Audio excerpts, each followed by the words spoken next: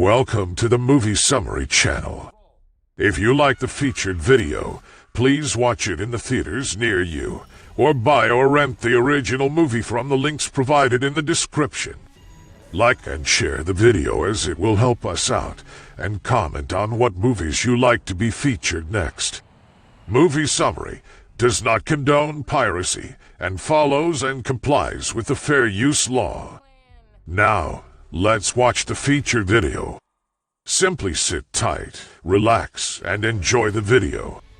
Be aware that there is heavy spoilers ahead.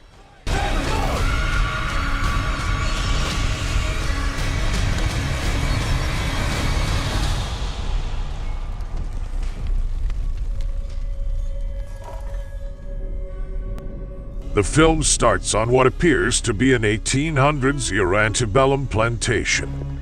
Confederate troops led by a man named Jasper bring in a few runaway slaves. One of them, Amara, runs away again in terror after watching the other men strap a device to another slave, Elaine. Jasper chases after Amara on horseback and brings her down by lassoing a noose around her neck.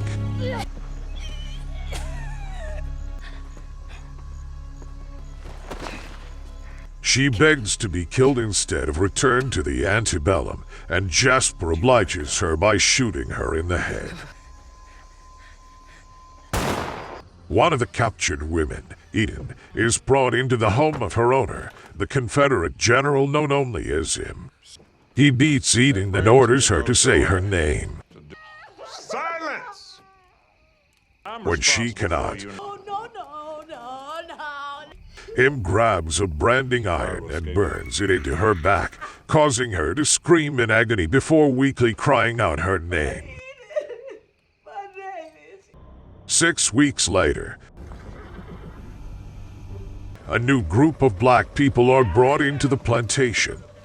Jasper orders the group to not speak unless they are given permission. Jasper's wife, Elizabeth, brings her daughter to pick one of the women in the group, whom the little girl named Julia. When Eden takes Julia with her, she asks Eden where they are and what is happening, but Eden tells her to keep quiet.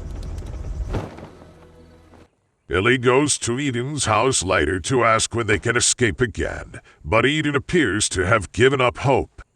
She walks carefully across the floor to see which boards do not make noises when stepped on.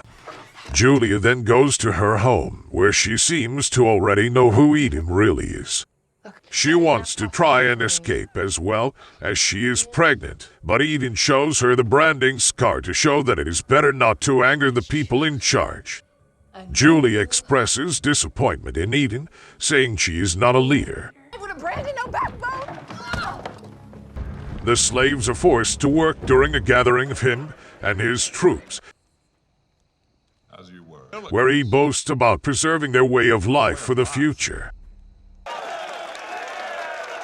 2 young soldiers, Purcell and Daniel, observe Julia, and Daniel expresses attraction toward her. Purcell encourages him to speak to her,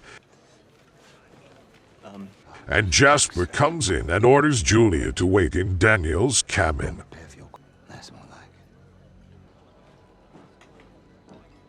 When Daniel goes to find her later, Julia tries to appeal to what she thinks is his innocent nature since he appeared to be kinder than the other men. Man has been nice to me.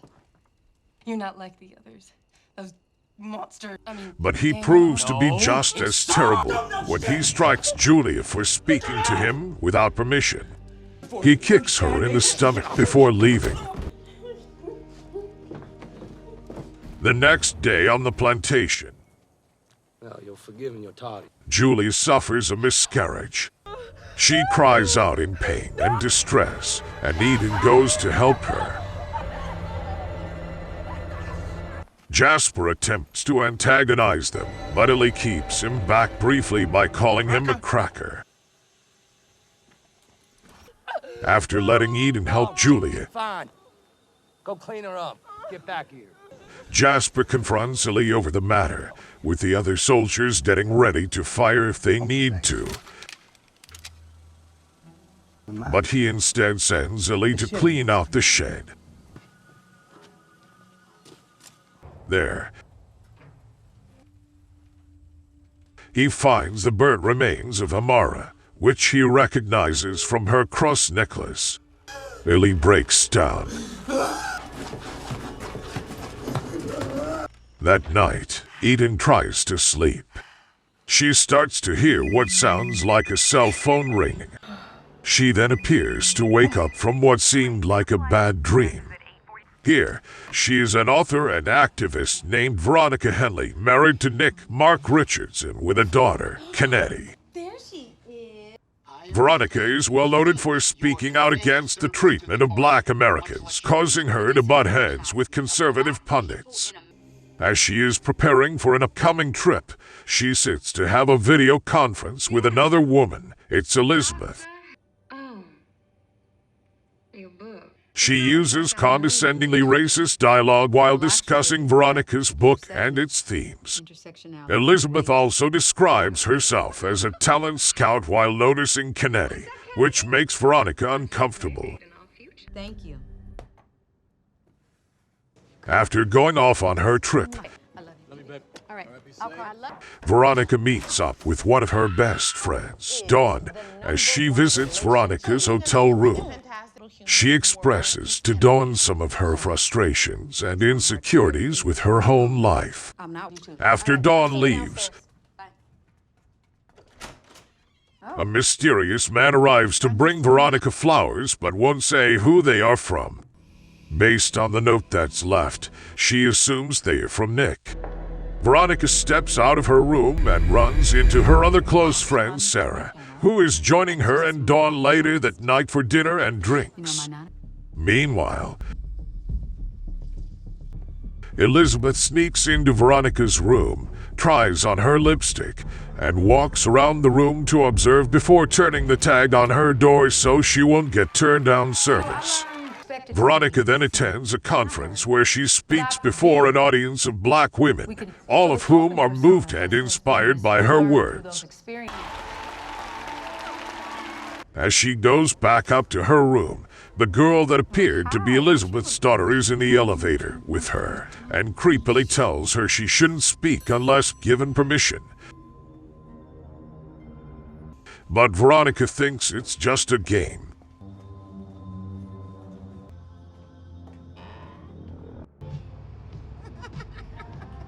Veronica later joins Dawn and Sarah.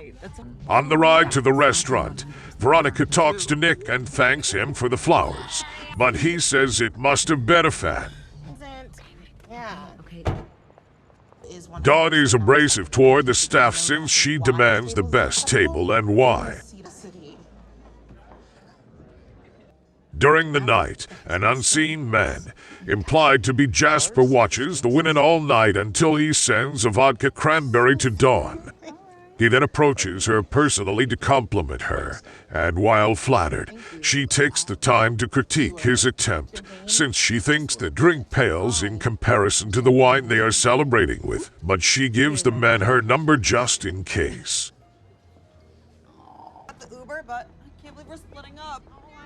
The ladies then prepare to part ways, with Veronica heading into an Uber. Midway through the trip, Veronica gets a call from a woman who says she is her driver waiting outside the restaurant, but she thinks there's a mistake. Veronica then looks at the driver to see that it's Elizabeth. Jasper then appears from behind her to grab her. Veronica struggles to break free, but he ultimately knocks her out. Veronica wakes up back on the plantation, where she is still hearing the phone ring. Outside, actually Senator Blake Denton, answers the phone and speaks to someone over how Nick has been all over the news with Kennedy searching for Veronica, and he promises to take care of it. I will fucking take care of it. Veronica pretends to be asleep, while Denton says he won't let anyone take her away from him. The next day, Veronica finds that Julia has hung herself. In her despair, she decides that tonight will be the night that they escape. She waits until Denton has fallen asleep, and she manages to sneak outside quietly.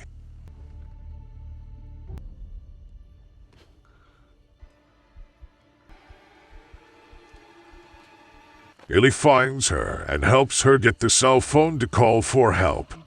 They try to make it to the cabin to get a signal, but Purcell and Daniel are out after drinking, forcing the other two to hide and drop the phone. Daniel picks it up, and after Purcell leaves, he stops to urinate. Ellie cracks him in the face and leaves Daniel to choke on his blood while they get the phone. They try to make it to the cabin, but Denton attacks the two of them. A fight ensues with Ellie hitting Denton to keep him off Veronica, but Denton kills Ellie with a hatchet. Veronica hits Denton with a tea kettle before getting his phone. Denton steps out, but Veronica stabs him in the gut with a bayonet. She unlocks his phone and manages to call Nick and let him know she is alive, and she sends him a location pin to give to the police. Veronica then goes to Ellie's body and addresses him by his real name, Professor Terrasai. Veronica rolls Denton into a Confederate flag and brings him to the shed. He weakly tells her that there will still be more like them, but she scoffs at him. As she goes to get a torch, Jasper finds her, but she tells him that Denton is hurt. Jasper and another guard run into the shed, where Veronica locks them in there and sets the logs on fire to burn all three of them to death.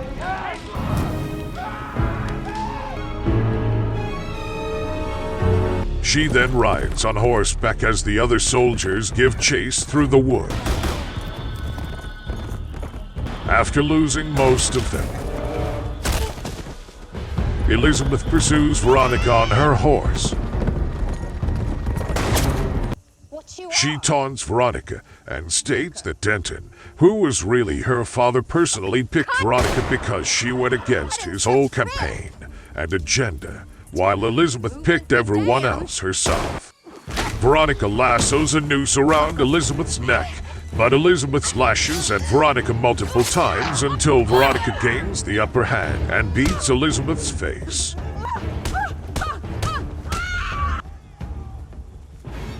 Veronica then rides the horse while pulling Elizabeth until she slams her head against a statue, breaking her neck.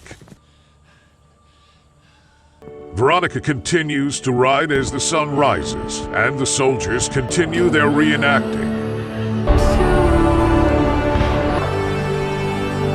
She rides outside the gates of the plantation, where it's revealed that Antebellum is a Civil War reenactment park. Veronica rides out to find other people just as the police arrive, and she appears relieved. The police and feds rescue the kidnapped people and bulldoze Antebellum to the ground. Then the movie ends.